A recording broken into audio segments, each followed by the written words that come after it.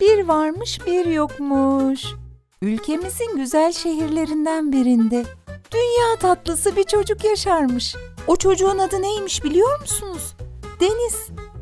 Deniz sayıları ve saatleri çok severmiş. Saat alarmı kurmaya bayılırmış.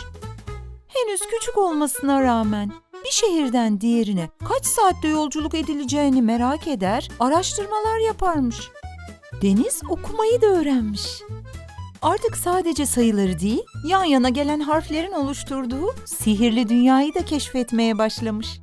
Günlerden bir gün mışıl mışıl uyurken rüyasında guguklu saat görmüş.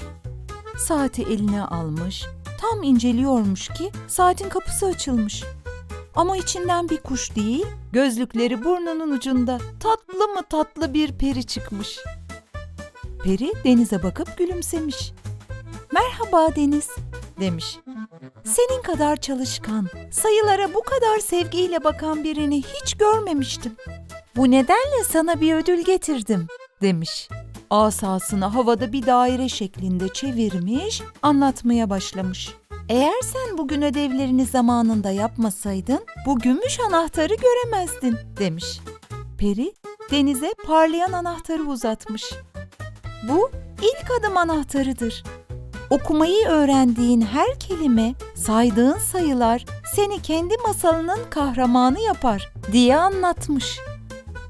Deniz o sabah çok mutlu uyanmış. Bir de bakmış ki sehpasının üzerinde pırıl pırıl bir anahtar. Hem çok şaşırmış hem de çok sevinmiş. O günden sonra Deniz her sabah saatinin alarmı çaldığında neşeyle uyanmış. Çünkü biliyormuş ki her yeni gün keşfedilmeyi bekleyen binlerce sayı, okunmayı bekleyen yepyeni cümlelerle doluymuş. Gökten 3 elma düşmüş, biri bu masalı anlatana, biri dinleyen miniklere, biri de sayılar kahramanı Deniz'e.